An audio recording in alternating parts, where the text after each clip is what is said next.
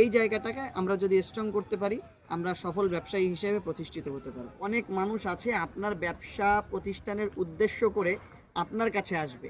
আপনি যদি খুলতে দেরি করেন তাহলে সেই মানুষগুলা ফিরে চলে যাবে, অথবা আপনাকে ফোন দিয়ে পাচ্ছে না বা ফোন দিয়ে আনা লাগবে, কিন্তু আপনার এই টাইমে খোলার কথা ছিল। তো আসলে এটা এক প্রকারের দায়বদ্ধতা।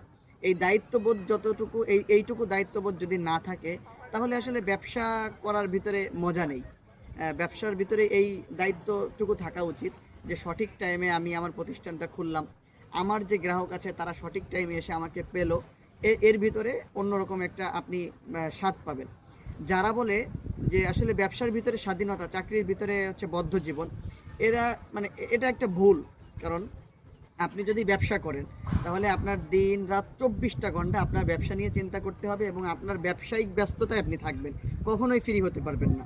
আমার এক বন্ধু আছে, তার কথা হচ্ছে যে সে চাকরি করবে। কেন করবে?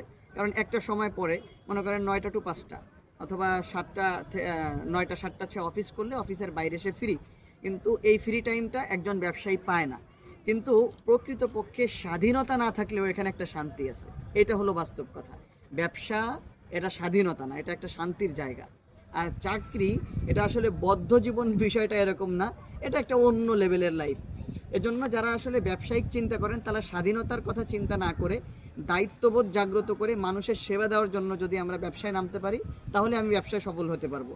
আর যদি মনে করি আমার ইচ্ছা মতো খুললাম, ইচ্ছা মতো বন্ধ করলাম, যখন খুশি গেলাম, যখন খুশি আসলাম, তাহলে আসলে এইখানতে দায়িত্বহীনতার কারণে আমার ব্যবসার উপরে অনেক বেশি প্রভাব ফেলবে। এই জায়গাটাকে আমরা যদি স্ট্রং করতে পারি আমরা সফল ব্যবসায়ী হিসেবে প্রতিষ্ঠিত হতে পারবো।